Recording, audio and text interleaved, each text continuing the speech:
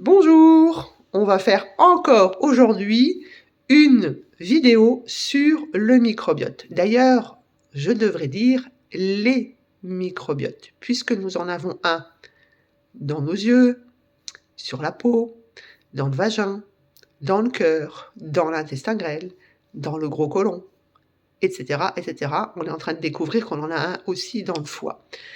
Donc, le monde du microbiote se développe. Et avec lui, le nombre de spécialistes, ce qui nous permet d'avoir de plus en plus de connaissances. Vous savez déjà le lien étroit qu'il y a entre les deux cerveaux. Vous mettez le premier ici ou là, comme vous le savez. Et vous savez que le microbiote va dépendre de ce que vous mangez, mais pas que. Et j'avais envie de vous parler de quelque chose dont on parle peu souvent au niveau du microbiote. Donc, prenons le microbiote de notre système digestif, et notamment du système digestif bas, c'est-à-dire intestin grêle et gros intestin. Nous allons avoir une flore composée de parasites, de bactéries, de virus et de champignons, qui va prendre en charge tout ce que nous n'avons pas assimilé. Ce que nous n'assimilons pas du tout, ce sont les fibres. Les fibres sont assimilées uniquement dans le côlon droit. Ce qui veut dire que lorsque vous mangez des fibres, il est normal d'avoir une flore de fermentation au niveau du côlon droit qui travaille. Si elle travaille, ça peut un peu vous titiller, ça peut même quelquefois peut-être donner quelques ballonnements. Donc lorsque l'on mange une grosse salade, il est normal d'avoir un côlon droit qui travaille.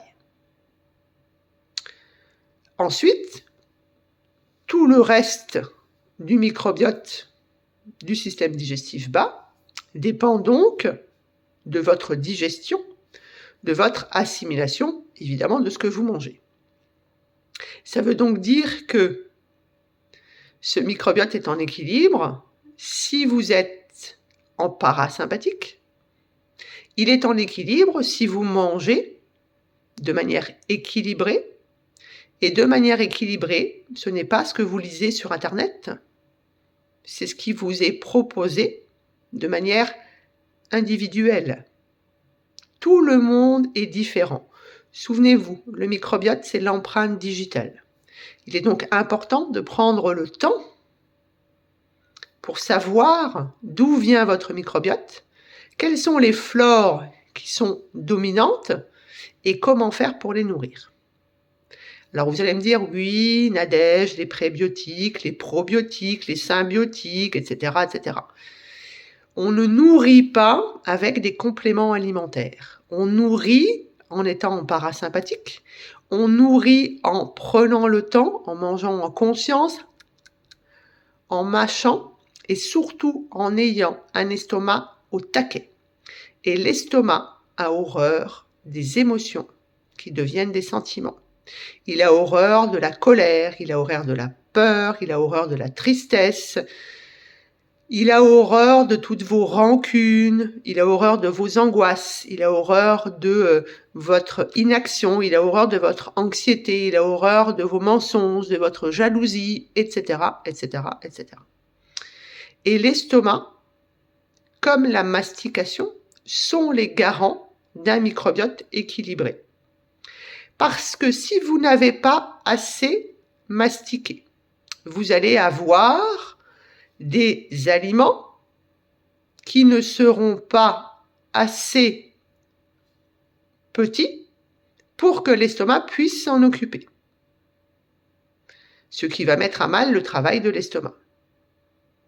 Ensuite, si vous n'avez pas assez d'acide chlorhydrique dans votre estomac, toutes les bactéries, virus, parasites, champignons, etc., etc., qui rentrent par l'alimentation, par l'air que vous respirez, ne sera pas détruit au niveau de votre estomac. C'est d'ailleurs le cas chez les gens qui prennent les fameux IPP, tout ce qui finit par zol. pas d'acidité dans l'estomac, pas de destruction d'agents infectieux, puisque c'est comme ça que ça s'appelle. Donc le microbiote va être déséquilibré. Ensuite, le but de la vidéo, après ces rappels, est de vous dire que votre microbiote, s'il est équilibré, vous devez de faire un caca identique tous les jours. Et, comme je vous le disais dans une autre vidéo, un petit caca. Puisque le caca, c'est les déchets du microbiote mort et les déchets de ce que vous n'avez pas assimilé. Si vous faites des gros caca, c'est que vous n'avez quasiment rien assimilé. Si vous faites caca 2 fois par jour, vous avez un transit très rapide. Ça veut donc dire que quelque part, le système digestif ne fait pas son travail.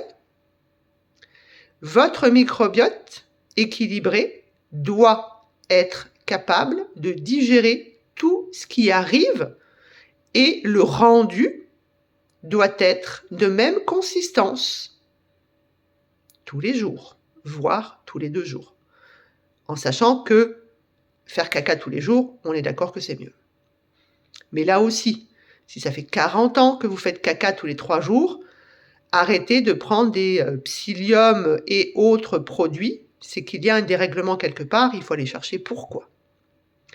Donc, le rôle du microbiote, c'est aussi, en plus du système immunitaire, de dialogue avec le nerf vague, avec l'autre cerveau, sur je prends soin de mon foie et blablabla, blablabla, tout ce que vous savez déjà, tout ce que je vous ai déjà transmis, tout ce que vous lisez sur Internet, le microbiote équilibré vous donne un caca régulier tous les jours.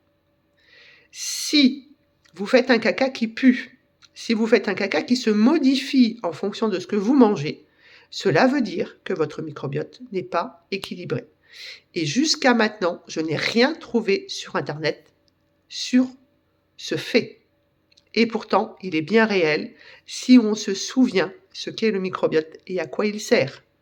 Alors, foncez, regardez votre caca, surtout ralentissez, soyez zen, favorisez le parasympathique, parce que le système digestif ne fonctionne que si vous êtes en parasympathique.